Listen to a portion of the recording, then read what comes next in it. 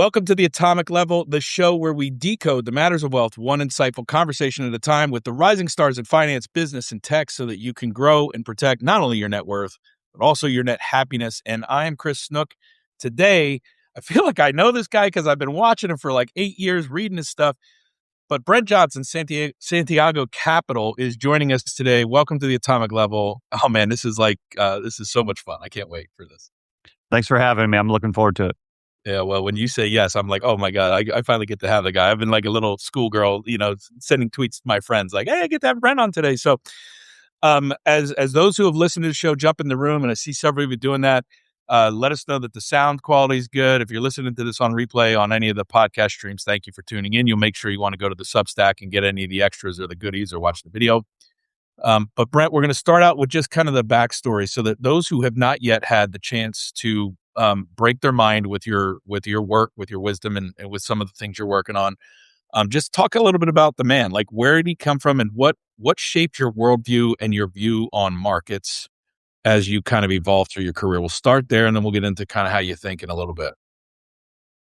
Yeah, well, first of all, thanks for having me. I'm excited to talk to you. And my story's a little funny in that, I didn't grow up, reading the Wall Street Journal. My parents didn't even have investment accounts. Kind of grew up in a little town in western Nebraska, very rural, very, ranchers or farmers, or, the Union Pacific Railroad had a rail yard there. So those were the primary jobs that people in my area did. My dad was an insurance salesman who drove all over western Nebraska and eastern Colorado. And so he was in sales and kind of was his own boss. And so that's the influence I grew up with, kind of working for yourself and, whatever you eat, whatever you kill, you get to eat type of of a mentality. But, I was always somebody who was very much interested in the rest of the world as opposed to my little town in western Nebraska. And so, I can remember reading the newspaper, not the Wall Street Journal, but just the local newspaper, and being so hungry for information of what was going on elsewhere. And, I eventually went to college at the University of Kansas, and I was there for a couple of years and transferred to a smaller school in Kansas City, and, kind of liked that bigger city atmosphere, and eventually ended up at graduate school in Arizona. And that took me to New York, where I eventually ended up on Wall Street. But I always say, I never got interested in finance. I never got interested in the world because I was interested in finance. I got interested in finance because I was already interested in the world. So I've always been kind of a bigger picture guy. I can do the numbers and I can calculate the ratios and I can understand accounting, et cetera, but I'm not a, down to the last decimal point details guy. I'm much more of a big picture analyst. And that's kind of what eventually led me to what I do now, was just really being interested in the world. And once I realized that you could have a career by being interested in the world, and a career that paid pretty well if you could get it going, that's what kind of led me to where I am now. And that interest in the world, was it focused from more of like a historical lens, like trying to understand history and how it, or was it more future focused, like just kind of my place in it happen, or was there any kind of bend to it? Probably a little bit of both. I always loved history. I was kind of one of those people, if I could hear a good story, I could remember the story. And I liked the story. And so from that perspective, school was sort of easy for me because I could remember stuff pretty well. And I was just kind of one of those kids that if I put my mind to something, I tended to have success. It doesn't mean I was perfect at it, and it doesn't mean I never had any failures. But, if I recognized that if I tended to try, I would have at least some level of accomplishment. And that kind of encouraged me to always try a little bit more and try a little bit more. And, this will sound a little hokey, but I can specifically remember standing in my yard and looking up and seeing the planes going over and just wondering, where are those people going? Right. And the odd thing is that years later, I was living in San Francisco and I would go back to New York every now and then for work. And the flight path from San Francisco to New York literally goes right above the little town I grew up in. And I could look out the window of that plane and see my town down there, and I used to wonder if, there were some other little kids looking up at the plane. That's awesome. So, it was more just like, wanting to give it a shot. I actually loved the little town I was from. I wasn't somebody who couldn't wait to get out of there because I hated it. I just figured that there was a bigger world that I should try to go see. Yeah, it's a really powerful analogy because again, you look up and it's the simplest thing. You just see planes and you're like, I don't know who's on those things. I don't know where they're going, but they're going there every day. Somebody's going Yeah. somewhere every day. What am I doing? It's Yeah, just yeah, yeah. really kind of profound, just simple like awareness. When you got to Wall Street or prior to that, whatever brought you there, were there some mentors? Were there some things that started to shape kind of more of the worldview as it related to how you were gonna approach it, what your unique blend of being interested in the world first and then finance was as a catalyst? Like, was there anybody that shaped it along the way, or were there influences that you kind of, moved away from over the years? Like, talk to us a little bit about that just so we have context on kind of how you arrived at. Yeah, so the short answer is yes, and the longer answer is it changed a couple times along the way. I was always on the same path, but I kind of had different role models, so to speak, that I would gravitate to at different times. And the first one, which is a horrible, horrible, this is a horrible answer. And the person who wrote the book would tell you it's a horrible answer as well. And that is I read Liar's Poker by, well, what's his name? Michael Lewis, right? Like a loss, yeah. And, he would say now that he wrote it as a cautionary tale, to encourage people to do something else, and I read it and I wanted to be him, right? So that was number 1, and then the movie Wall Street came out when I was a Oh, yeah. very, young, impressionable kid, and so Bud Fox and Gordon Gekko, again, not the people you should want to try to be. They were very flawed. I can relate to that one especially, and Michael Lewis's books. Like I think a lot of people that are in the space in any way, it's like I love that you just owned it. It's not that you aspired to be Gecko, but there was something so authentically honest about that persona and that character Yeah. combo that was intriguing. And as a young man growing up, list to this day, I think I've probably watched that movie more than I've watched any other movie, not because I think it's a way to live, but just because there's something about it, right? So I think Well, and that's the interesting thing for me is the older I get, the more I realize that in many ways, not all of them, but in many ways, even though he was a very flawed character, Gordon was right about a lot of things as far as it comes to making money and analyzing opportunities. yeah, His line, "If you want to get a friend, get a dog." That's right, that sums up Wall Street about as well as anything. And you don't have to like it, and it's important to understand that that doesn't necessarily need to be the way you live your life outside of work, but as it relates to Wall Street, that's a pretty good lesson right there, because most of the people on Wall Street are not your friends, right. right? So that was probably an early I influence. like But I the like the other line where he says, "You still think we're living in a free market." Yeah. Right. No, exact no, that's That's another one, another one, right? right? It's like, we make it all Yeah. up. Wars to famine to the cost of a paperclip, we make it all up. That one always stood out Mm. to me too, is just Well, and then you will laugh at this. There was there's a scene in that movie where basically Bud Fox cold calls this guy for a year or whatever it is, finally gets a meeting, and right before he walks in to see Gecko, he looks in the mirror and he says, "Well, life ultimately comes down to a few moments, and this is one of them." Right? Yep. And I had a pretty similar thing happen to me. I had a very big prospect that I called for a long time, and he ignored me for long, and then one day I'll never forget this. It was a Friday afternoon about 5 o'clock in San Francisco. And the market closes at 1 in San Francisco in Right. Cisco. And so on a Friday afternoon at 5 o'clock, I was still there working because I needed to get business. And most of the people that were in my job and successful had been gone for 2 or 3, 4 hours at that point. And my phone rang and I picked it up. This was before caller ID and you knew exactly who was calling, and I picked it up, and it was him. And he said, "Well, you've sent me enough information. Why do you keep sending me this information?" I said, "Well, you should be my client." And he kinda laughed, and he said, "Why should I be your client?" I said, "Well, give me a meeting, and I'll tell you why."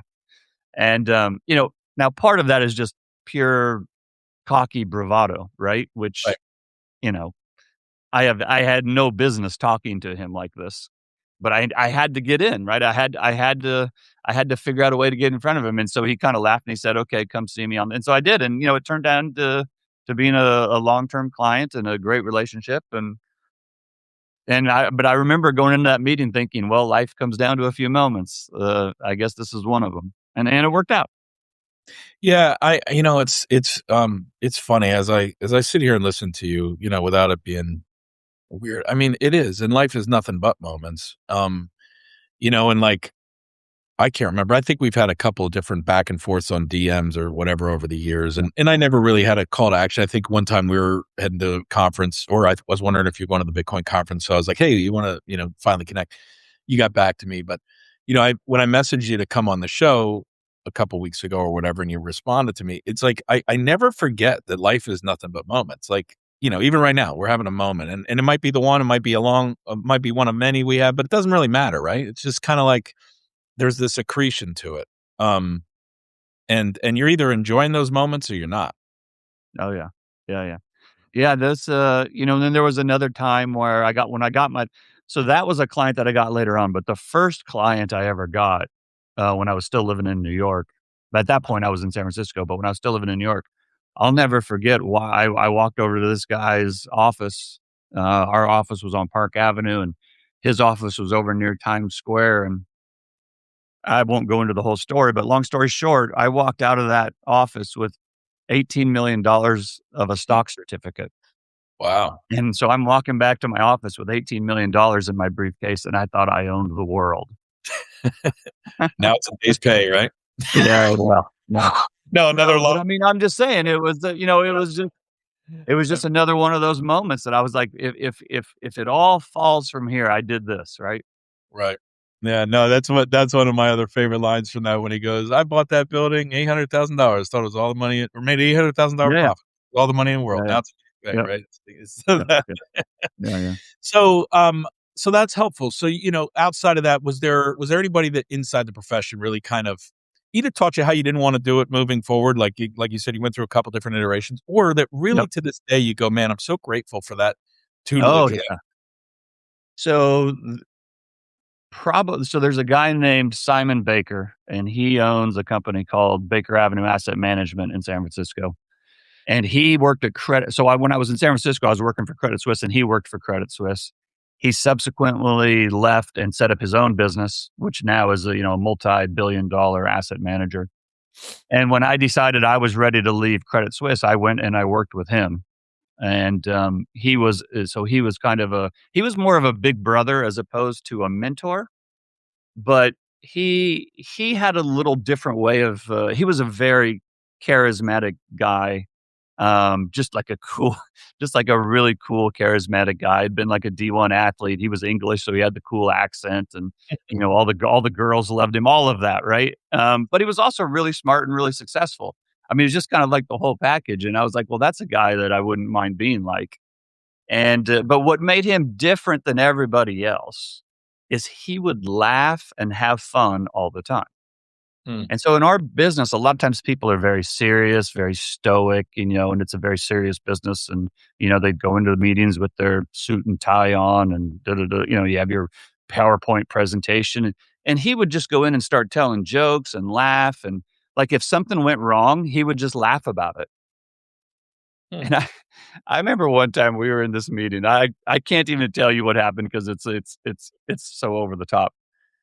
And I had brought him to me with this meeting because I really wanted to get this account, and it kinda went sideways, and I was still trying to save it, and he was just over there laughing, like, literally laughing out loud in the meeting, and, like I'm, like, looking at him like, "What are you doing?" Because I didn't realize what was happening, and I Right, figured you're it out you're later. still trying to save it. You still think you got the fish on the hook, and Yeah, he laughing. exactly, and he first of all, he knows we're not getting this business.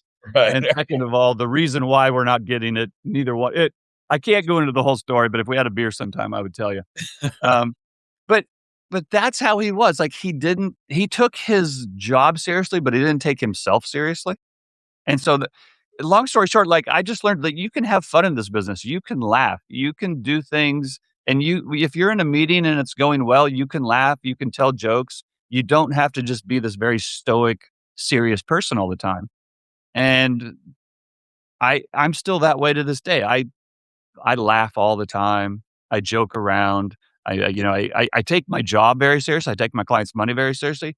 I just don't take myself very seriously, and I mess up all the time, and I tell people I make mistakes, and and I talk a little trash on people that know me on Twitter know I like to talk trash on Twitter. To me, it's fun, and like that guy, I will be eternally grateful to him because he taught me the way to do this business without the stress eating you alive and having fun doing it. So That's awesome. and there's many other examples of that, but that's just one example of him. But he was very influential on me overall.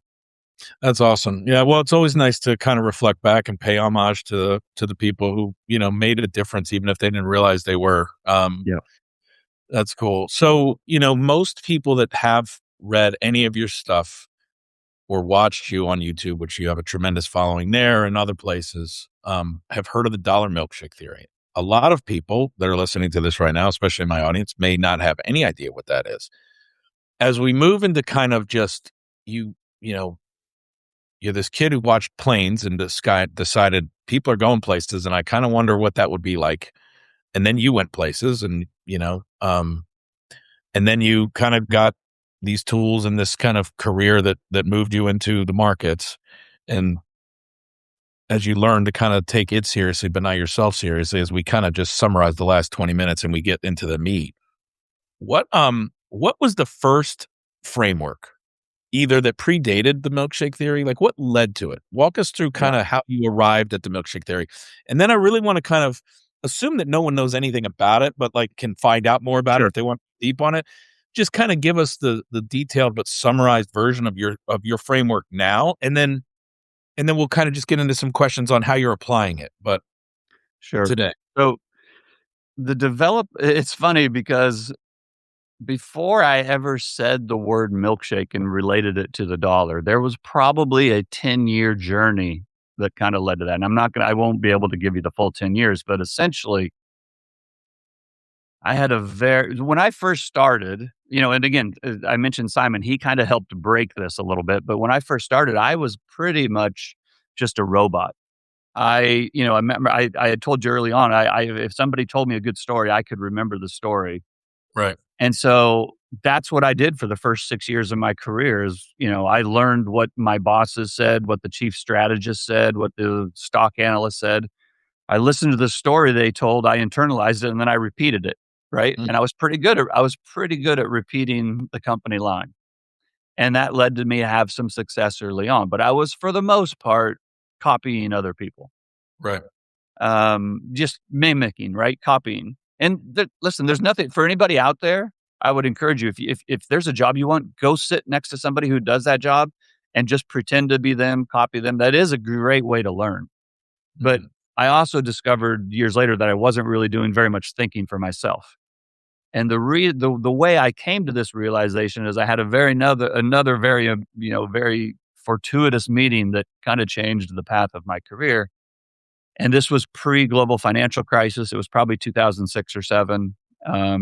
My job was to find very wealthy people and convince them to come invest their money with Credit Suisse. And there was this very young, successful couple, husband and wife, who had started a video game company out of their dorm room when they were at Harvard, and they had now just sold it for 30 or 40 million bucks, and they had all the money in the world, right?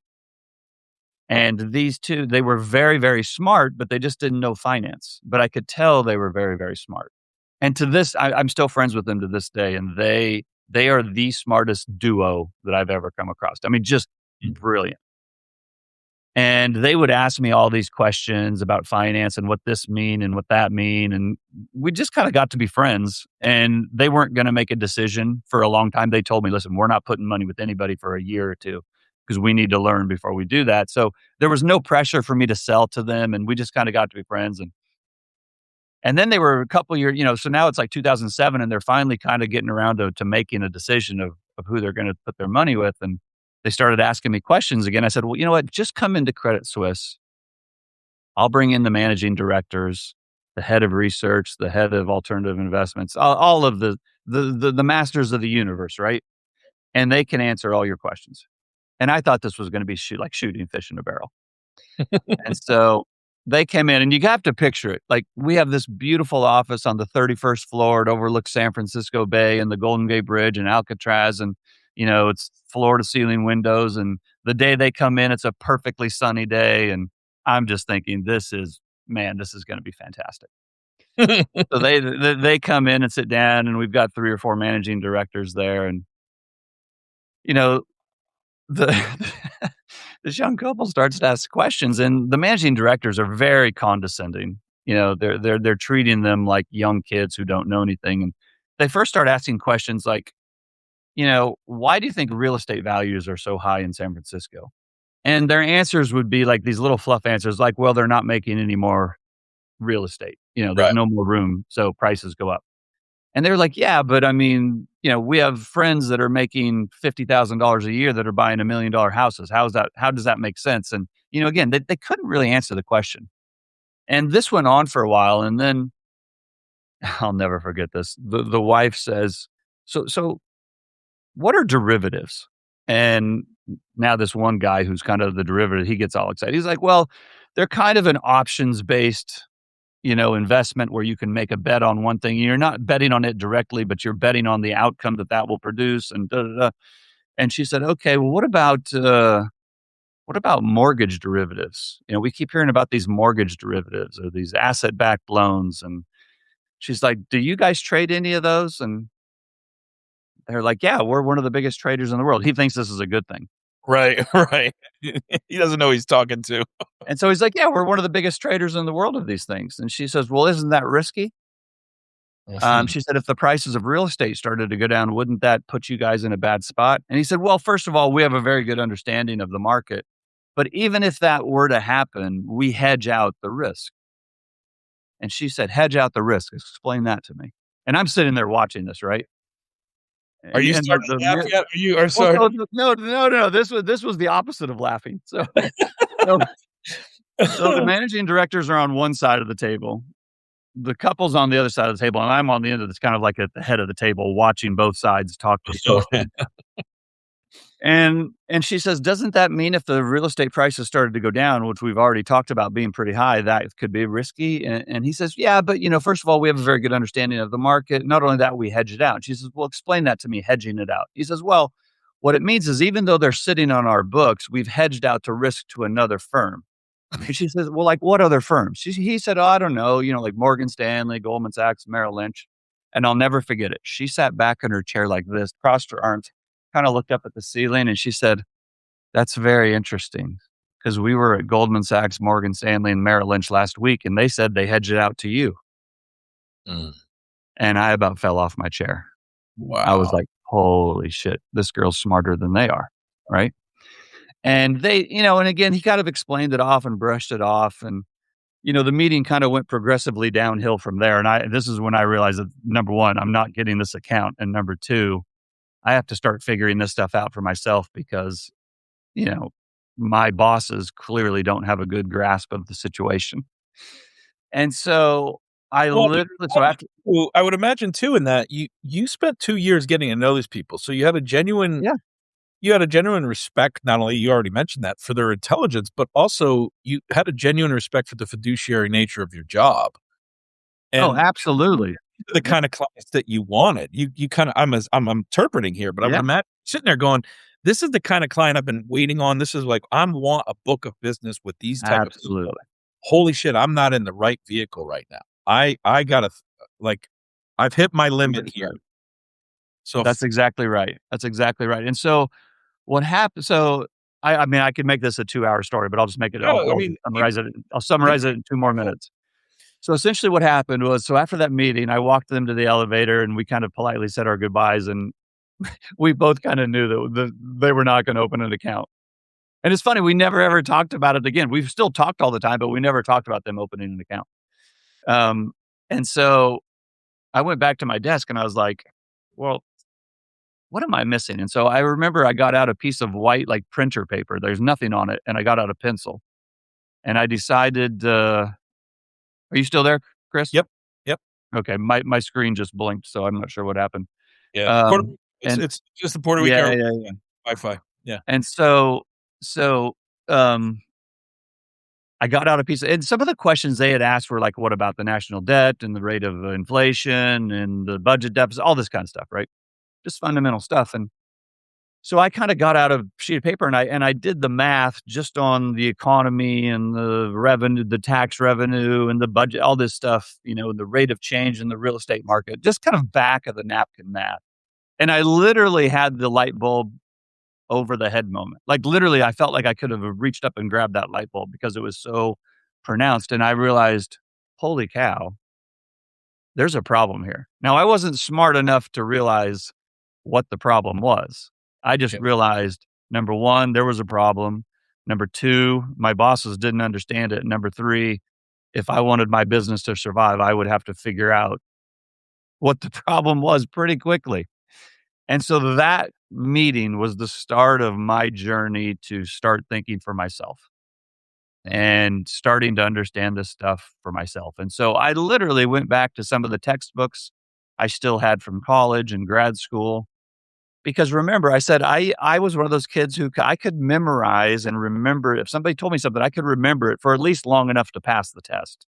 Right. But did I actually understand it? Probably not. Right. Right. And so that kind of started my own self-taught understanding of how things actually work, how the monetary system functions, what's the central bank's role, what's the bank's role. And probably the good, as I look back, maybe the good thing about me just memorizing things and not really understanding it before was that this allowed me to go back and kind of come to my own way of understanding it without preconceived ideas, right? Mhm. And so I didn't have to unlearn everything I had learned. I just Right. had to really learn. I just had to learn it for the first time, which sounds kind of silly in hindsight, but I think that's kind of why. And I've always been somebody who's been a little kind of open to alternative ideas, and if somebody has a different perspective, I've always been open to hearing what it is. And if they disagree with me, that's always been fine. I'm not somebody who has always had to agree with the status quo. And so that started the journey. And so this was like 2007 timeframe. And so, you know, this is, you didn't have Twitter and Right. Substack and stuff, but you had blog posts and internet chat rooms. And so I started, and I came across some gold forums and, come across the Austrian school. And I mean, for the next probably year, 2 years, every night after my wife would go to sleep, I would be back on the computer reading this stuff and trying to figure this stuff out for myself and calling and talking to people. And anyway, long story short, I slowly kind of came to my own understanding of how things work. And then when 2008 hit, I understood what was happening. I wasn't smart enough to short the banks and become Right. a billionaire by doing so, but I knew something bad was gonna happen. I kinda had my clients prepared for it. So then when I left Credit Suisse in 2009, the reason I left Credit Suisse in 2009 was, again, that's a long story, but long story short, they weren't gonna change their business model. They were glad they made it through it. Now it was back to business as usual, and Right. that's just not what I wanted to do. And so that's when I left and I joined my friend Simon at his firm. But even when I was there, I was still doing all this research. And by 2012 or 13, I was pretty confident that I had a good understanding of how things worked and how I wanted to, manage money for clients. But I still had a misunderstanding of the relativity of the world. And what I mean by that is I understood all the problems in the United States. I understood how the monetary system worked in the United States. I understood how it worked in other countries. What I was missing was the relativeness of markets. And what I mean by that is all the money in the world is going to go somewhere. Mhm. So even if it's bad everywhere, it's eventually going to go to the least bad place. If Hmm. it's good, then it's going to go to the best place in many other places. But when things get bad, it's going to go to the least bad place. Mhm. And that's when I started to figure out that even though the dollar and the US system had many, many problems, it had so many more advantages than the rest of the world had the same problems. They had the same, debt. They had the same, problems with the growth of their industries.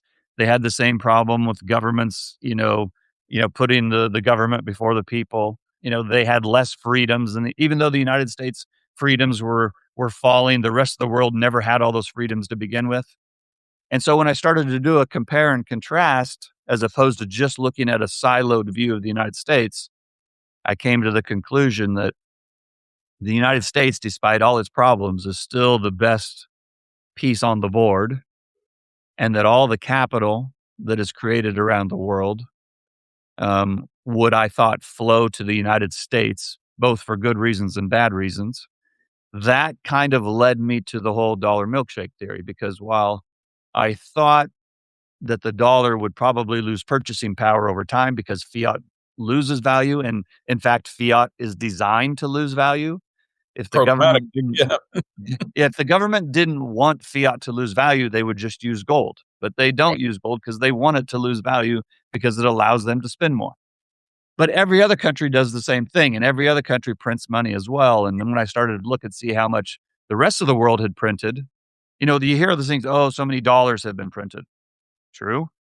And you think, well, that's going to make us fall versus those other currencies. But once you realize the rest of the world is printing as well, and in some cases, even more than the United States, and then you realize that there's more demand for dollars outside the United States than inside the United States, then I started to realize this is a relative game. And even if my player has a broken leg, he's better than the guy who has two broken arms and, you know, two legs cut off. And so that kind of led me to this relative idea that the United States in the years ahead, because of all the debt in the world, we would have a number of problems. And those problems would lead to certain programs that would be put in place. But those programs that were put in place would have funnel capital into the United States as opposed to pushing it away from the United States. And if you're going to invest in the United States, the first thing you need is dollars.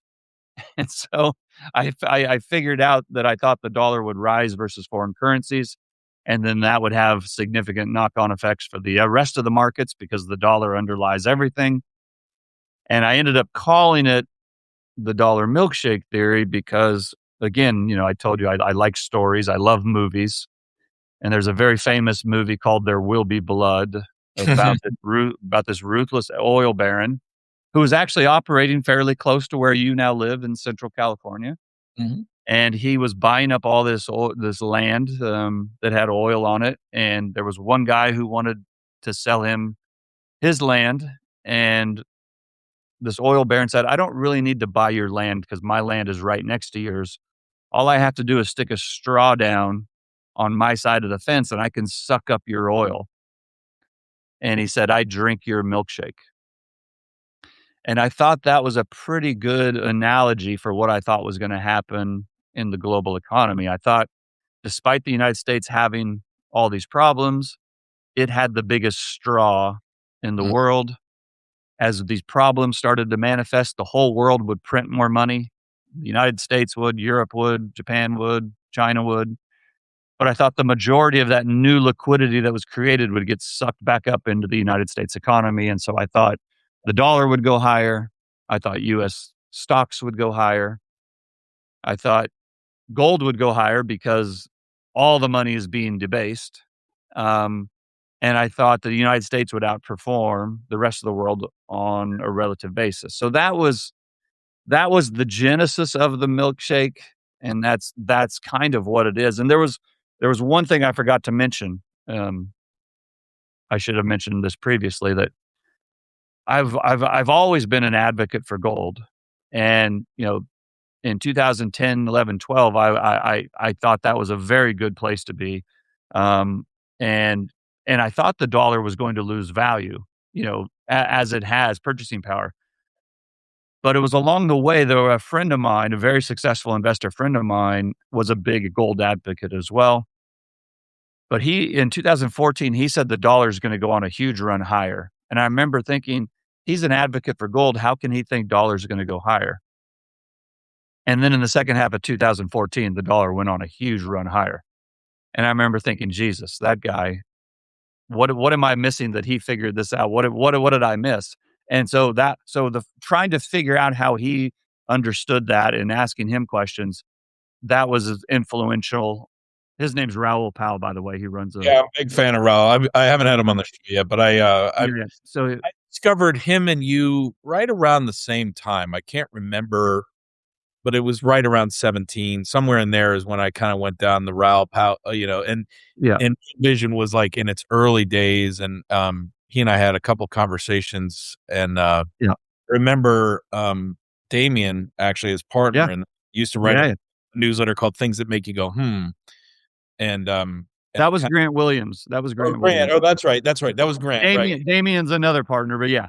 Right. Yeah, I couldn't remember. Okay, yeah. But yeah, so I know those guys, haven't spoken to them in years. They've had a run. I mean, they've just become, Yep, massive yep. influencer celebrities now, right? And rightfully so. But yeah, I think maybe Raul was actually the one who put you on my radar. I feel like maybe that's what happened is Well, I I always refer to him as the OG dollar bull because he was the one that got me really thinking about it, and it was so just thinking about it was pretty influential in the eventual development of my thesis, and then when the very first time I ever spoke about it was the summer of 2018, and I spoke about it on Real Vision. That's the first place I spoke about it. that's So, probably when I became a fan because I yeah, think yeah, I was trying to figure out if it was 17 or 18 when I started looking at your work, and I knew it was about 8 years ago. I couldn't remember when, but that's probably when it was. It was probably that interview. yeah, Because yeah. I remember being And blown so away because I remember listening to that and everything you just said. By the way, that comment you made about the least bad place was just pure gold. A couple people in the chat have made a comment about that too, and I agree. I think I had a mentor early on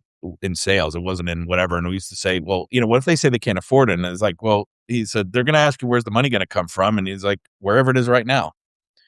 And I remember thinking that was just a pure comment. Like it's wherever it is right now is where it's going to come from if you have the right thing. And in your case, if it's a good market, you have the best thing. If it's a bad market, you have the least shitty thing, right? right, And and the idea that we lose or make money is almost a misnomer because it just transfers, right? From just one moves. Yep, from yeah, asset position to another.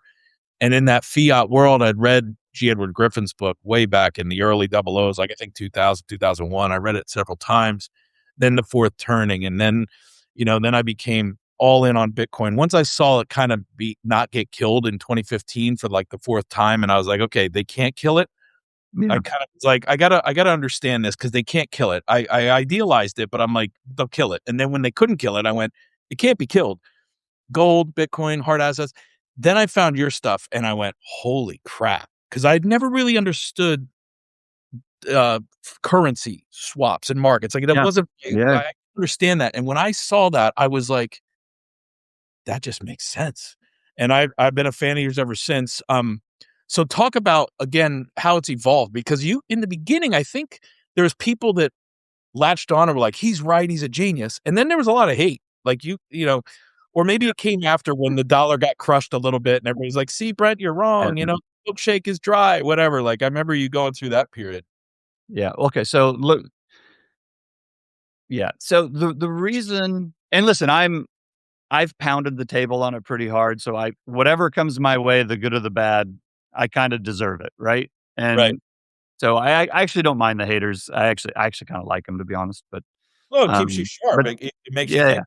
Yeah. But, by the time did that interview publicly, I had been thinking about this stuff for hours a day, every day for 10 years, Mm. and now it's another 8 years forward, so for almost 18 years now, I have been thinking about this stuff for hours a day, every day.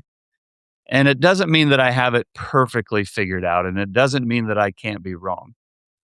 But the reason I'm so confident, not certain, I don't have certainty because nothing is ever certain. But the reason I have so much confidence is I have spent so much time and I have put so much work into this that it's pretty rare that somebody brings up some new component that I have not already thought of. Now, that doesn't mean that they don't add value. and it doesn't mean that I can't have missed something. So I'm always interested in interacting with people on this. But there's a lot of times where, I've just already thought about it, right? And Well, I and to just your thought about point. it, and I've read enough of your stuff to know you don't just think about it. You literally, it's like a scientific method approach. You have a hypothesis. It's been Yeah, 18 years now, and you've tried to disprove it to yourself, if for no other reason. And yeah, as of now, 18 years times however many days times however many hours, you've got at least 10,000 Gladwell hours into yeah, mastering it at some level. And if you're wrong, like you said, you'll look at it and see yeah. if it's wrong. But to I've been not have wrong so many times. yeah, but if not to not have the core hypothesis, Yeah, been invalidated yet after 18 years just gives you more confidence. It's yeah. one of my other favorite lines from Billions, right? I am not uncertain. That's right, that's right. Well, and so, okay, so the way that it has developed since I first, because it is an ongoing, you're always learning, you're always adding things. Now, so there's 2 things here. Number 1, the milkshake is basically a framework via which I view the world. Now, I thought this framework was going to lead to a sovereign debt and currency crisis. I thought that's where we were headed. That did not happen.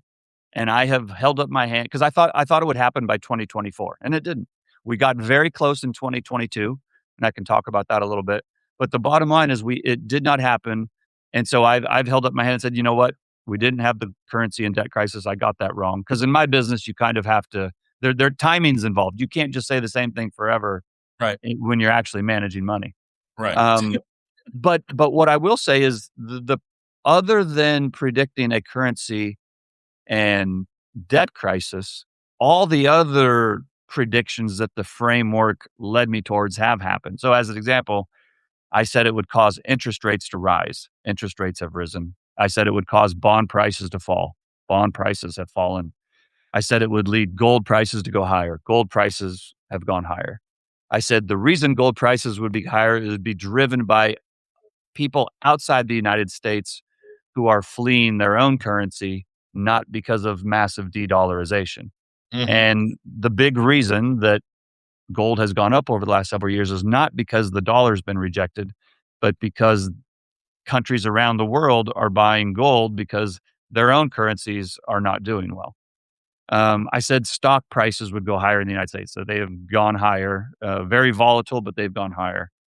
And so from a framework understanding perspective, it's really helped me understand what's, even though the ultimate prediction of a crisis did not fully play out, understanding the framework and how it causes markets to move has been invaluable to me because it's allowed me to remain invested in the markets without the constant fear of the next Great Depression coming because we've always had protection in the event that happens, right? And now we haven't just been sitting on the sidelines waiting for the next Great Depression to have. We've been invested. We've owned equities. We own real estate. We own gold. We've got diversified portfolio. But by maintaining some level of understanding of what's going on in the market, why these things are happening, and having downside protection has allowed us to participate in the upside and not get killed on those. There's been 3 occasions. So September, no, so COVID, obviously there was a big drawdown. 2022, where there was a big drawdown. 2025, there was a big drawdown, and then again earlier this year there was a small drawdown, but not enormous. But the point is that it's having the framework has helped me tremendously to manage client portfolios. Yeah, and Um, yeah, just as a credit to you too, I can't remember. I've written a couple pieces over the years that tie into and reference your work, and one of them that stands out was like April. I think it was like April 2nd or 9th of last year. After quote Liberation Day, you were getting beat up, if I remember, right around that time for the de-dollarization thing and the bricks and all that stuff, yeah, and um and I had read enough of your stuff, plus all the other people that I've researched and studied my own thesis and everything. So I wrote a post about the dollar source code, like how it functions as source code, and that was kind of inspired by understanding your work at a level deeper than the very high level surface. I don't want to say I understand it deeply, but I had read enough of your stuff where I was like, this is like source code. And that's my framework in the sense of I relate things to technology and movements and kind of those kind of things. And I went, when you think about source code, you don't think about application layer, and yet they both kind of have to you work together. And so I wrote a piece about that, and I referenced your milkshake theory on it as, hey, go deeper with this guy. But I feel like that's kind of what you see it as, is like this infrastructure level um, It is. That's exactly what thing. it is. And it's not a currency; it's an infrastructure. It's the dollar is the biggest network Right. in the history of the world. And the reason that de-dollarization is largely a myth, in my opinion. Now, I should step back. An individual can de-dollarize, a company can de-dollarize, Right. perhaps one or two very specific countries can de-dollarize, but the system of the global monetary system as a whole cannot de-dollarize without an incredible amount of volatility. And so, because it is infrastructure, it's the biggest network ever created. You can think of the dollar like a language. It's the language. It's the most common language that everybody speaks, right? Mhm. So if let's pretend the rest of the world wants to de-dollarize. They say we are now going to de-dollarize and we're going to use something else. That would be like two tourists who don't speak uh, anything other than English, getting on a bus in Thailand and saying, "We're no longer gonna use English. We're all just gonna talk to each other in some other language." But they don't understand Thai. So, what are you gonna can it work? Yeah. Can you use hand signs? Yeah. Can you draw pictures? Yeah. Will it work? Yes. Is it efficient? Absolutely not. Is there a lot of pain involved? An incredible amount of pain involved. So it can be done, but it's just not efficient. But the fact is if you get on that plane, that bus in Thailand, not everybody will speak English, but more people will speak English than any other language other than Thai. Do you Right. see? And so it's just the easiest way to do business on a global stage. Not only that, but I think a lot of people know that the United States owes like $40 trillion, whatever the number is today. But I don't think as many people understand that the rest of the world owes more than 40 trillion in dollars, and they don't owe it to the United States, they owe it to each other. Right. So they are just as in debt to the dollar as we are, but they can't print it in a crisis. Right. And that again is one of the structural advantages that the United States has. Yeah, does printing money lower the value of each individual unit of the dollar? Yeah, it absolutely does. But it's also a tool and a weapon that can be used to benefit the United States to the detriment of everybody else when dollars start to disappear I as a result of a slowdown.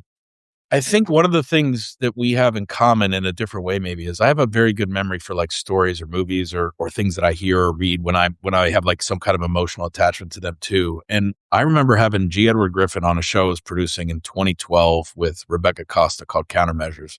Only had 8 episodes, we were kind of ahead of the time, but it was a pilot we did when new media was a thing, and it was like a dream because they're two of my favorite authors, and I was like, "Well, Rebecca, you're gonna interview G. Edward," and it was right during Occupy Wall Street, right? And one of the Yep. cli you can still find it buried on YouTube somewhere. Um, one of the clips, he said something in there because "End the Fed" was all the rage, right? Everybody was walking around with the "End the Fed" signs. Ron Paul, one of my favorite guys, right? Ron Paul was doing the "End the Fed," wrote the book. And G. Edward Griffith, she asked him about it, and he said, "That'd be like taking a 600-pound man with a 400-pound tumor and trying to cut the tumor out all at once. You'd kill the man." Yeah. And I never forgot that because that's why when I read and heard your stuff, I was like, he's right. And again, I'm not saying you're right. I'm saying that's why I felt like you were right. Yeah. Because I Well, was so like, okay, so the Fed is the infrastructure. And to your point, everyone else is leaning against each other, but they're in this infrastructure. They owe each other in dollars, which means they got to swap their crappy currency or their weaker, least bad currency or whatever for this one, right? For the better least bad currency to just pay each other off. And so it's a tumor. And we can say we yes, like it or we hate it. The reality is you have blood vessels and capillaries and all kinds of stuff running through that thing. And you can't kill the global economy by just going, we don't like the dollar anymore. Like right. it's not physically possible. Well, and then that's the other thing, there's 2 things. So anybody that's listening that's trying to figure this all s and again, I know I'm jumping around a little bit, but I don't want anybody out there to just hear me say this and accept it as gospel. Go do don't take my word for it. Go figure it out for yourself. Do your own research, right? Listen to the other side. And that's something that I have always done. I have always tried to figure out what's the other side of the argument. Even though I don't agree with it, I want to understand the other side of the argument as well as I can. And so you've referenced Griffin a couple times in his book, The Creature from Jekyll Island. Now, everybody should absolutely read that book. It's kind of foundational. I remember when I read it, it was very eye opening. But that's one side of the story, right? There's another side of the story too. And I think there's a lot of time and this helped me develop my overall framework, is that you can be a huge advocate for gold without also thinking the dollar has to die. And Right. the reason is, but to do that, you have to understand both sides of the story. And so I'll give you an example. Um, I think a lot of times when people understand the problems that we're in today, it eventually traces back to a debt based monetary system where money is loaned into existence. It's not an actual hard piece of metal that can't be printed, can't be debased, right? And listen, that's absolutely true. That's one side of the story. And I think a lot of times people then will say, if we just got rid of fiat and we went back to gold, that would solve all of our problems. Right. Well, there's a problem with that story. It's not that it wouldn't solve some problems, but it wouldn't solve all the problems. And I'll give you an example. When you're on a hard money system, credit is much, much harder to come by. And so Mhm. some people will say, but yeah, that's good. You don't lead to wild speculation. Okay, fair enough. But there has been times in the past, specifically the late 1800s, where credit was not being extended and the farmers, not the rich guys on Wall Street, the farmers couldn't get credit to plant their crops and keep their farms in business because we were on a gold standard and growth wasn't high enough that would encourage lending. Mhm. And so the banks were hoarding dollars. And there's a guy named William Jennings Bryan, who was a senator from Nebraska, gave this very famous cross of gold speech. And he basically said, you will not crucify mankind on a cross of gold. Because what was happening is because the farms couldn't get credit, the farms were failing, and then the banks were confiscating the farms because they were put up as collateral. And so then the banks were and the rich Wall Streeters were now owning the farms. And many of the lower class thought that was unfair, right? So the same people that now think having fiat is unfair to them at then thought having a gold standard was unfair to them. So the point is there's again, you have to decide for yourself which system is better, which system is right. But the point is there are two sides to every story. I think it's a really important point, and I'm glad you're making it because the same thing happens with Bitcoin, right? And people know I write a lot about that. People know kind of my thesis on that, but I think if I was to really be able to tell people what I want them to think about that is exactly what you just said about gold. It's not about one asset or the other. It's not about one monetary system or the other. It's about understanding infrastructure and network effects and the true utility of a thing. And there's a real utility to the Fed. And what's funny is I came through my own evolution, and your work really helped me kind of see that. Now that I think about it, because when you first read Griffin or you first read that, right, you're like, this is bad. This is cancer. This has to end. Like you can't come to any other conclusion, right? You're exactly And right. I actually then what was so fascinating is I read him in like '01 ish the first time. In 2012, I had to get him to the studio, and he was in Thousand Oaks at the time, about an hour and a half north of LA. And he said, "Are you going to send a car?" I said, "Well, I'm going to get you a car to go back, but if I can pick you up, I don't mind driving up early. I'll get up at 4 a.m. to drive up from San Diego." Anyway, he's like, "Sure." He gave me his address, right? So I'm literally like, I'm going to go pick up G. Edward Griffin at his house, right? So I drive up. It's pitch dark, right? I get to his house because we got to be at the studio by like 7:30. So he's an hour and a half in LA traffic from there. I get to his house at like 6 in the morning. I tell him I'm going to be there at 6 a.m., right? He's like, "I'll be up, no problem." I get to his house, all the lights are off, right? And I'm like, "Oh, no." Like, I'm not gonna have a show. he's not here because he was like, because his other email was like, I don't know if I'm going to be in town that day because I'm writing a new book and I might be at my writing cabin. And I'm like, well, just confirm. He confirmed, but then I show up. The guy was like, I mean, he's like 99 now. He was like 80 something at that time, right? 84. So I'm like, I think he forgot. Like, he's not here. What the hell am I going to do? Rebecca flew in from San Francisco to shoot today. I'm like, I don't have a show because we were live. I'm knocking on the door. It's 6 a.m. in the morning. It's pitch black. And 10 minutes, I'm like, I'm panicking. I'm like, I don't know what I'm going to do. And all of a sudden, the light goes on, right? And his wife answers. I don't know it's his wife, but an older woman answers. Mm. And she's like, "Are you Chris?" And I said, "Yeah." She's like, "Okay, Ed's in the thing. Come on in." And she's super nice and whatever. So I come in now, I'm like walking into G. Edwards' house at like 6:30 in the morning, right? Amazing. And I'm like looking at the clock because I'm like, I don't want to be like rushing, but like we got to hit the road or we're not going to be at the studio time if traffic hits on the 101. She's like, "Would you like some coffee?" I'm like, "Sure." He comes out and he's like, sorry for the like wait out there." He's like, "We didn't know if you were the feds." And I was like, "What?" And he goes, "Yeah." He's like, "They come by every once in a while because they think I'm a conspiracy theorist." Like, he said something to that effect, like, super Amazing. humble about it, like, nothing like but he's like, "We just didn't wanna answer the door. We kinda don't answer the door right away." So I'm, like, laughing. Well, the point is, fast forward, like, he's in my car now, we're driving south, and we're in traffic, so I got, like, 90 minutes with man before we shoot. And I expected him to be kinda like this, tin hat wearing, like because, again, that's how I think how he was framed in the media and even just his book, if you read it. He was so sensible, like, in the car ride, I was like, "He's such a brilliant mind." He's not a like, Yeah. it was just so shocking to me at that time that he was just so well-rounded in his thinking, like you just said. He was just calling it what it is. He's like, "It is a cancer. There's a reason why it exists." And at that moment, I started this journey of, like, going, "Don't fight the Fed," became a thing, right? In other words, like, you can be idealistic. You can wanna fix the money because the money is broken, but at the same time, you still gotta invest your money. You still have to build businesses, and this is the system we have. And if you fight that, Right. you're to lose painfully Yeah. on the shield of your ideals. And then gold got reframed. What is gold for, Chris? Okay, well, I think it's for this. What is Bitcoin? Okay, well, there's these network effects, and it has a different thing than gold, but it has properties that can't be corrupted. Okay, so that's why that makes sense. But everything else is like a religion that is trying to sell Yeah. you something. And I think what you've done and what you're saying now that's profound is just try and divorce yourself of that and think for yourself and go, where does this fit in my portfolio or not? What gap does it fill? Well, that to kind of come full that comes back to Gordon Gekko. Don't get emotional about your investments, right? That is such an important, and it's really, really hard to do. But if you can separate your emotions from your investments, it will help you a lot. Not only that, sometimes the hardest trade, but the most profitable trade is investing in something that goes against the way you want the world to be, right? Mhm.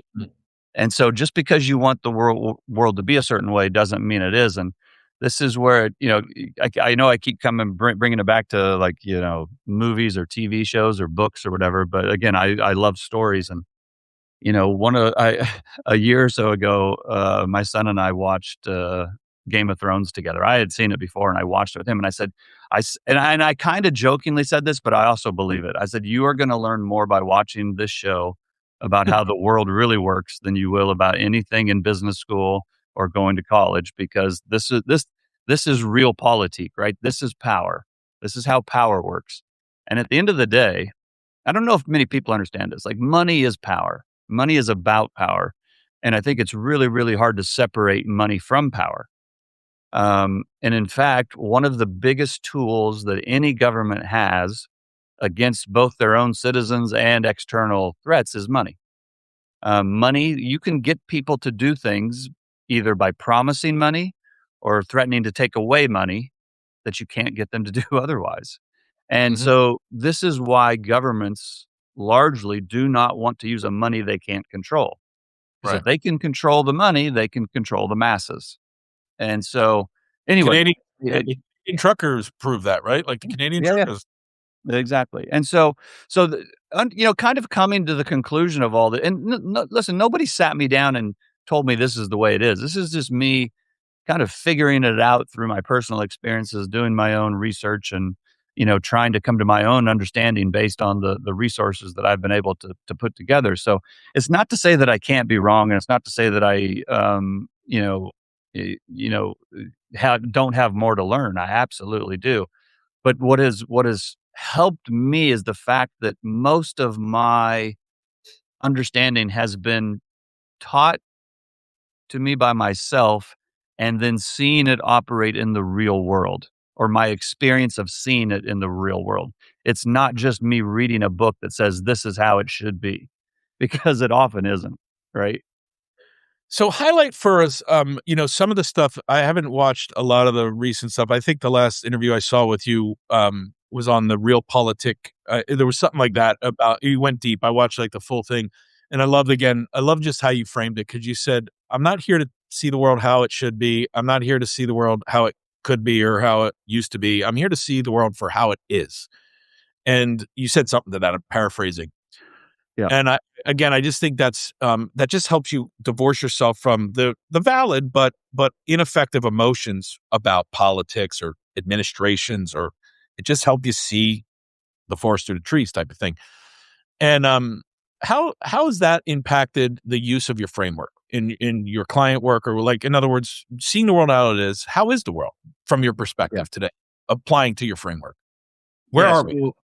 So as part of just my overall understanding of the system, and as we would move forward, what would happen, I kind of came to several years ago. I came to the conclusion that if we are on the verge of changing from one system to another, right? And if there's a popular belief that as the dollar will fail, then the United States will fail, and a new power will arise, et cetera, et cetera. And I understand that line of thinking because our challenges are very big. But going back to the relative game, and then what would the United States do? What powers would they use to try to prevent that from happening? Right. Mhm, And one of those powers is using the dollar as a weapon. Another power is using the military as a weapon. And another power is using our economy as a weapon. And I thought the United States would use every single tool in its power to maintain its position in the world before it gave it away. So I didn't think the United States would willingly give it away. And I thought that they would use a lot of stuff in their power to use before they would fall versus a competitor. And part of that was the belief that if it came to it, the United States would stop trying to be the white shining knight on the hill, or the white shining city on the hill, and just go full black hat. We're going to win at all costs. Right. mhm, And I wouldn't say that that's exactly happened, but you can see shades of it. And a good way of thinking about that is the rules based order versus America first. And what I mean by that is that for many years post World War II, the United States and its allies set up a system that kind of governed how the world worked with each other. And that system was called the rules based order. That was a real thing. It's a mhm, real framework. If anybody's interested in learning about this, I would suggest a book called International Political Economy by a guy named Robert Gilpin. It's kind of a boring book, but it'll explain to you the framework that was used to govern the world post World War II. And that was a system that was by and large a greater good system. It was set up as a way to benefit the whole world in a way that the world would cooperate and hopefully no longer have a world war that they had just gone through. Now, that's one side of the story. The other side of the story is a form of control that favored the West versus the global South. mhm. And I would say that both sides of those stories are true. It's just different interpretations of the same story. But I thought as things got crazier or more um, negative from an economic perspective, the more the United States would try to exert its power. And that's kind of what's happening now. We're going from a system of greater good and altruistic means to a system of America first. We don't care if it doesn't benefit everybody else. As long as it benefits us, that's what we are going to do. Mhm. That is it. Now, both systems benefit the United States, but it's a dramatically different way of dealing with the rest of the world. Right. And There's no pre-existing constraints on the latter or like on the That's new, right.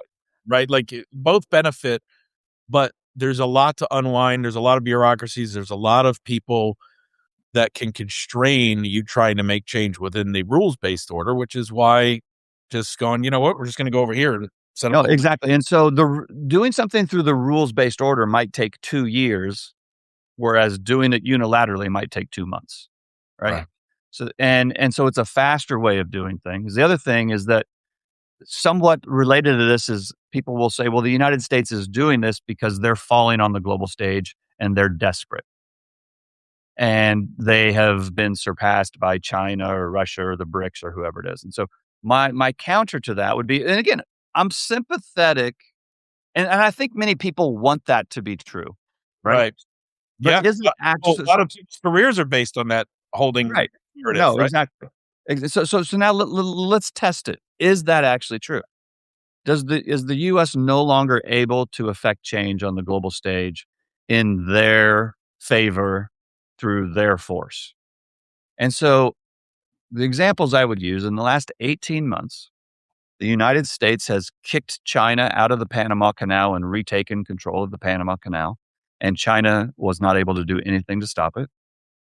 The United States gave a swap line to Argentina and put themselves at the front of the line to get any resources or industrial uses of Argentinian assets ahead of everybody else. And in doing so, forced Argentina to give up their China swap line and to stop doing business as closely with China and kick out the naval base that was being built at the bottom of Argentina in the Atlantic Ocean. And China wasn't able to do anything about it. And then they took Maduro out of his sleep and took him back to New York in the middle of the night. And that was one of China and Russia's biggest source of land or ally in the Western Hemisphere, and it was a huge source of both revenue and energy for China. And China was not able to do anything about it or stop it. And then if we go to Europe, there's these islands in the Indian Ocean called the Chagos Islands, of which Diego Garcia, which is a very important Air Force base for the United States, sits. And Great Britain was going to give that back to Madagascar because they were going to say that that's who it belonged to. And Trump said, "No, you're not. Change your policy." And they did. So there's another one. And then you look at Greenland, right? Greenland is, they have one of the biggest sources of rare earths outside of China. And, when there was the argument over whether Greenland should be part of the United States or not, they ultimately settled on the United States just having more access to the Greenland assets and resources. And the United States got access and is now going to develop that biggest rare earth deposit in Greenland. And Europe and China and Russia wasn't able to do anything about it. And so then let's talk about Iran, right? So Iran is a big thing. Now, a year ago, they flew through Iran, dropped bombs on Iran, and came home. Nobody stopped them. Nobody could do anything to do about it. Now, was it a full success? Probably not. And then again this year, they've invaded Iran again, trying to get Iran to do what they want to do. Now, is it going perfectly? Absolutely not. Could it end badly? It could absolutely end really, really badly. But is it over yet? It's still not over. And so far, nobody in the world has been able to stop the United States from doing it. Iran has been able to stop the United States from going into Iran easily, but they have not stopped the US from being there. And so my point is if I'm just being an objective analyst and I'm looking at the board over the last 18 months, it seems to me that the United States still has the ability, whether it's moral or not, whether it's right or not, whether it should happen or not, that's a completely different discussion. The fact is they did these 7 different things and nobody stopped them.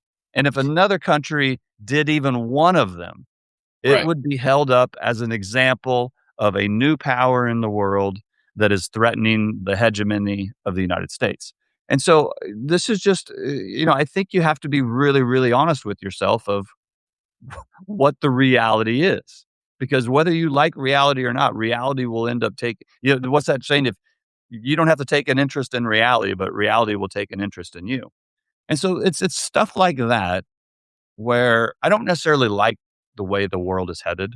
I wish it was being done differently. I personally wouldn't do things this way, but that's my job is not to tell the world what I think should be done and then try to force my portfolio on it.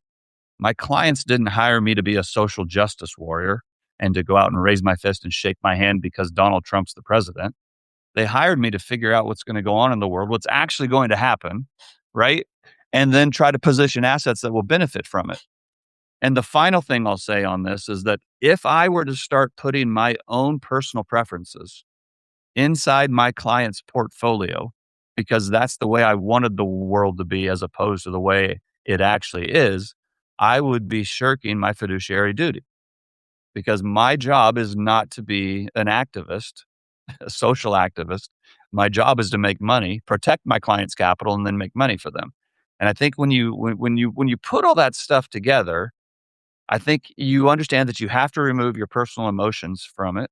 You have to figure out what's actually going to happen, and you have to understand that things are going to happen in the world that you may not like, but that doesn't mean that you can't be prepared. And it doesn't make you a bad person either. That's the other thing I should say. Being clear eyed and realistic and understanding of what's going to happen, even if it's not a good thing, that is not a negative. That is actually part of doing your job, and protecting your portfolio and making money. And I know I'm rambling, but I think this is important. Yeah.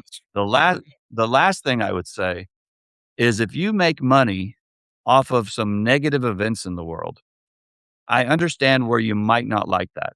But making money is a precursor to being able to help yourself and help your friends.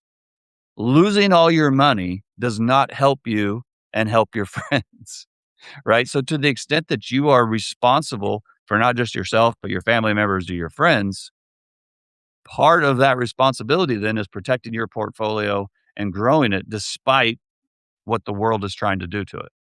Yeah. So talk to us about, as we wind it down, talk to us about what you've got cooking now. Cause I know in the green room, I didn't want to get into it because I wanted it to be in real time, but you've got some things that you're excited about or that you're working on. I'm not sure what they are, whether they're, Yep. just new things you're doing with clients or new products or new offerings. I'm not sure, but let's talk about how you're applying this framework Yeah. strategically and tactically in the market today. What are you working on? Yeah. So from a big picture perspective, like I said, we own short-term fixed income. That's more like a buffer, and it's more like we would use that, T-bills. We would use that if there was some kind of a sell-off to be able to buy things at a discount. We already own a bunch of US equities. We have some hedges against that because I think things are pretty frothy at the moment. We own gold because we think over time gold should be the cornerstone of just about every portfolio. And all our clients have exposure to real estate and various other asset classes. So from a big picture perspective, we're not doing anything completely different with the overall portfolio, but in the tactical part of the portfolio, as a result of the real world that we see, especially with what's going on in Iran. Again, I wouldn't have necessarily decided to do it this way, but it has happened. We think in this latter half of the year, early part of next year, we think there's a very good possibility that we could see higher food prices. Mhm. And so we've started to tactically invest in some different positions that will benefit if food prices go higher. Probably the simplest way to do it is, buying corn or wheat, but also some other agricultural plays and some fertilizer based plays. Somewhat related to that also is that we think that the hardest hit countries as a result of the if food prices go higher would be emerging markets. And we think that would then have follow on effects for those emerging markets, sovereign bonds. So things like EMB, emerging market bond index, we think will go lower. So we have some positions there that would pay off, a year from now if that were to happen. Another thing that we think will be affected as a result of the what's going on in the Strait of Hormuz, which is a little bit, haven't heard anybody else talk about this, but there's an industry called the MRO, which stands for maintenance, repair, and overhaul, and this applies to the aviation industry. The reason this is important is that Abu Dhabi over the last 20 years has become a very important MRO hub, which means a lot of wide body aircraft get their maintenance, repair, and overhauls done in the Middle East. But as a result of the stuff that's going on in the Middle East, some of the supply chains that service that are disrupted. Some of the labor that was there has been disrupted. And there was already a huge backlog. So the Mm, reason that's important is if these airplanes don't get certain maintenance, repair, and overhaul done on certain timeframes and at certain dates, then those airplanes get grounded mm. by a legal authority. And so then that could have supply chain effects. So we think that so that's a tactical area that we've been playing. But the big area 'Cause that that could impact not just travel prices, but obviously just the day-to-day overnight shipping between Oh, markets. yeah, yeah, yeah. Especially and if ships aren't going, then airlines pick up the excess. But then if the airlines start having trouble because wide body aircraft are the main types of cargo aircraft, you can get again, and I don't know for sure that all this stuff is gonna happen. My point is, it's possible, the setup is there, and so for the you don't do this with your whole portfolio. This is the Right. tactical part of the portfolio that we're looking at these tactical trades. Now, a longer term thing that we're probably the most excited about is exposure to the reindustrialization of national defense and national security. And what I mean by that is, I think the main driver of markets over the next 5 to 10 years is this great power competition between the United States and China. Now, that's not some super insight of mine. I think that's pretty well known. Right. But what COVID exposed was that the United States is very much exposed to China from a supply chain standpoint. The big beautiful bill is kind of an overall economic renaissance program that's been put in place to try to overcome that on an overall basis. But a subset of that is being run out of something called the Office of Strategic Capital. And the Office of Strategic Capital was a program that was actually set up by Biden post COVID. It's been turbocharged by Trump. It is the same thing that I just talked about with the big, beautiful bill, but specifically focused on the national security industry. So the Office of Strategic Capital has identified several market segments and industries that they have specifically designed as critical to national security. And so they are making investments and providing funding for investments and the development of the supply chains in the West, either in the United States or allied nations, so that these supply chains become, domestically located or closely domestically located. And so we are participating in that program. We're essentially have a way to be partnered with the United States government in this effort, and I think over the next 5 or 10 years, more capital is going to flow into this area than anything any of us have ever seen. And so and we're excited to be able to do it, kind of on a pretty interesting way we do it. This is only for accredited investors. I mean, if anybody's interested to hear how we're doing it, they can send me an email. My email is brent@santiagocapital.com. And if you're an accredited investors, we can share with you how we're doing it. But we think that is going to be a fantastic way to not only make a profit, but actually um, move the country back towards making things in the United States and perhaps change the way the relationship between Wall Street and Main Street has been, and perhaps change the labor issues for Main Street and the cost of living issues for Main Street. And the one thing I would say is that on all of this stuff, I actually gave a presentation a couple days where I titled it "The Libertarian's Dilemma," because from a purely libertarian perspective, I don't love that governments are involved in markets. I don't love that these things are happening in the world.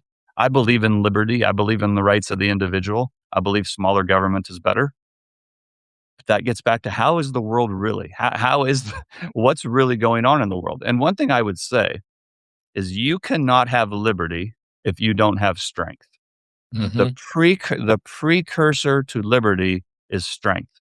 And if you are not strong enough to forward off the implementation of somebody else's will on you, you do not have liberty. So if we have any hope of keeping our liberties, then we need to be strong as a country. And so so that's what I'm most excited about.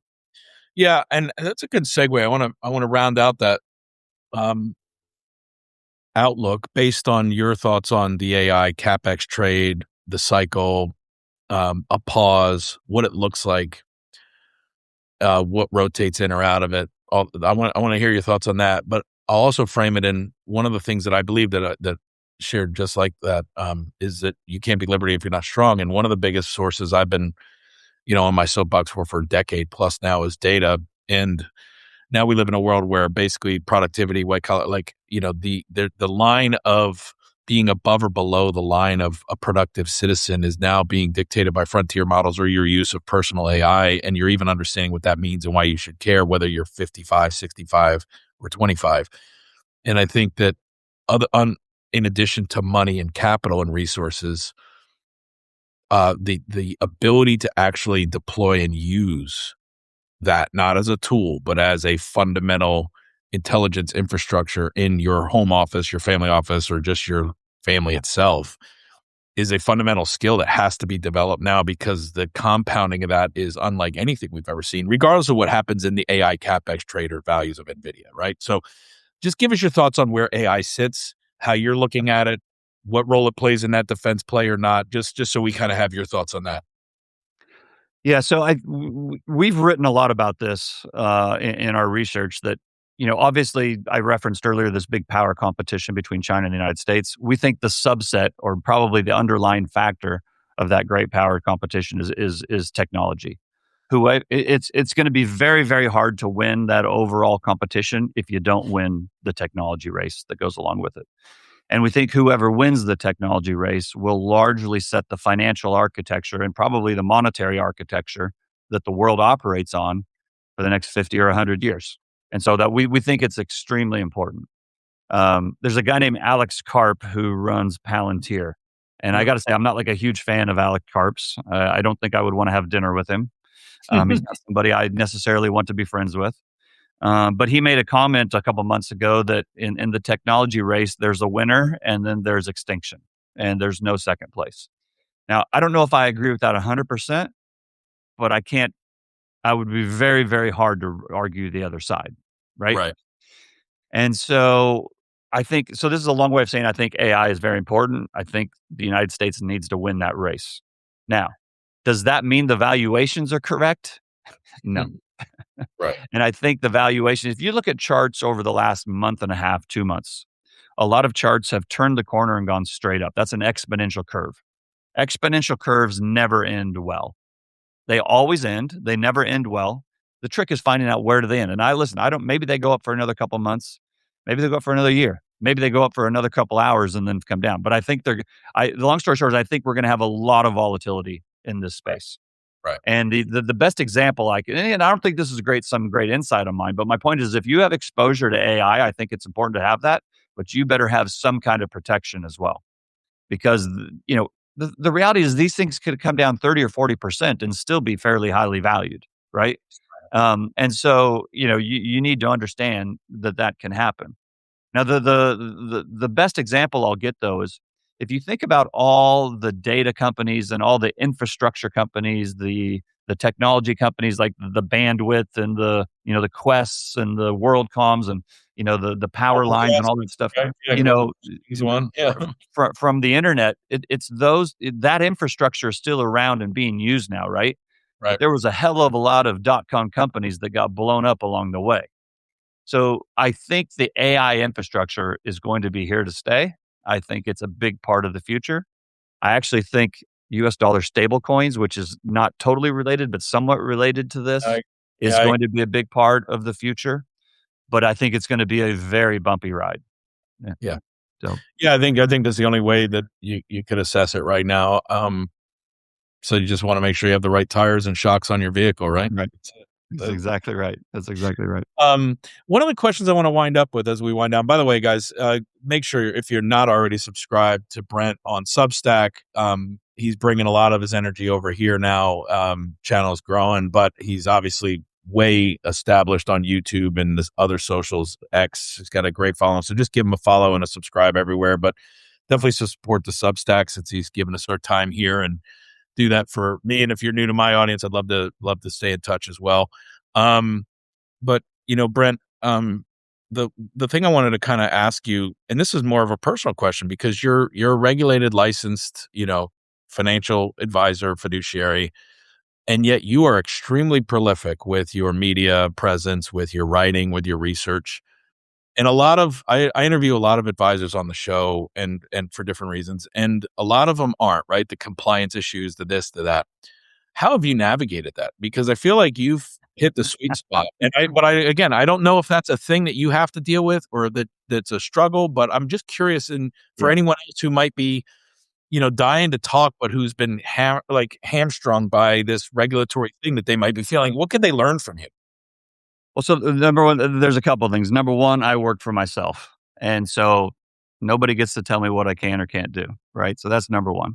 Number two, I don't fly over the line, and I don't even think I'm in the gray zone, but I probably fly right up against that gray zone pretty Mm. close. That's number two. Number three, I do have compliance advisors who keep me out of trouble. They would probably prefer that I don't do any social media at all. But to but to be quite honest, and this is going to sound a little hokey, but I swear it is true. Is I feel like I've been extremely fortunate. I feel like I have learned a lot. I feel like I have some stuff to share, and the fact that I worked on Wall Street, which in many ways is not looking out for the little guy, I kind of feel like to a certain extent this is my penance for having done my training days there. And so if I can impart some of the things I've learned along the way to somebody else who was where I was 18 years ago when I was trying to figure all this stuff out for myself, I would have loved to have somebody kind of help me. And so to the extent I can help somebody else, I'm happy to do it. And somewhat related to this, and I'll just give a little plug here because, all I, for better or worse, I'm kind of known as the dollar guy, right? It's Yeah. funny because we don't invest in dollars. We're not saying to just hold on to dollars and do nothing else, but we just think the dollar is very important to understand. And to that extent, most of our writing is related to the dollar, but not about the dollar. But we are putting out in 2 weeks the longest paper we have ever written on the dollar. It's over 80 pages long, and it talks about the dollar and its role in the world and why it is so hard to de-dollarize. When we're calling it the band because for the global economy to function, the dollar index kind of has to trade within this band. If it Mhm. gets too strong or it gets too weak, really bad things happen. And the paper kind of lays out why that is. So if you go, as Chris said, if you go to our Substack and you sign up, you'll get notified when that paper comes out in a few weeks. That's awesome. I can't wait to read that one. I was going to ask you about the band, but now I'll just wait 2 weeks. I'm not going to make you give away that one. We'll read it, and then maybe we'll have a follow up or something. So, Yeah, I'm happy to do it, and I'm always happy to come back and talk with you. well, it's been an absolute treat for me and anyone who's stayed around. Thanks, guys, for all those who tuned in live. For those listening on the replay, throw some comments in, restack it, share it. Get it to a friend. Just Brent's got a world of wisdom I've benefited from up until today, just tangentially by just being like you, a reader and a follower, and so it's been an absolute pleasure, and I'm grateful, man, that you came on I'm Atomic Level. And I look forward to getting to know you better in the years to come, and I can't wait to read the band in a couple of weeks. So, any final thoughts from you? Otherwise, I'm going to sign off, and we'll call it a hell of an episode. No, just thank you very much. I appreciate you reaching out, and I'm happy that you're trying to help people as well. Yeah, we're in the same hunt. We're just coming at it from different places. But Brent Johnson, everybody, Santiago Capital, give him a subscribe. Thanks for tuning in. We'll see you next time.